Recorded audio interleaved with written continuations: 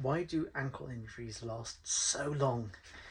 Such a question. In fact, if you've seen the memes, it's like, we can send a man to space, but my ankle still gives me grief 7 years after I injured it. Well, it's due to a little thing called proprioception. What is proprioception? You know that thing you do where you like close your eyes and you try and touch your fingers together and you manage to touch them? I don't, but most people do. Well, what happens is that your body knows where it is in space. It's like calibrated.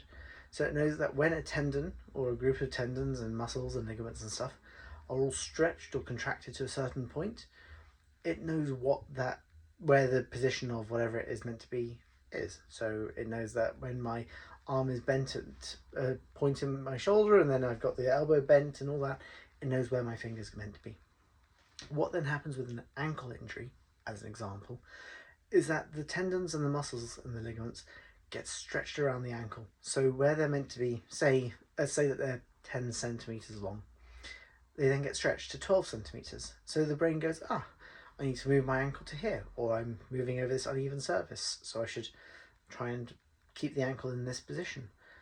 Then the muscle, which is used to functioning at, say, 10 centimeters, is actually functioning at 12 centimeters.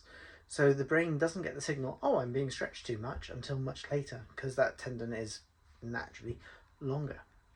So when you've got an injury and you then are trying to rehabilitate it in order to prevent future issues, what you have to do is you have to recalibrate the brain into knowing, or recalibrate the joint and the muscles and the ligaments and stuff, so that the brain knows where things are.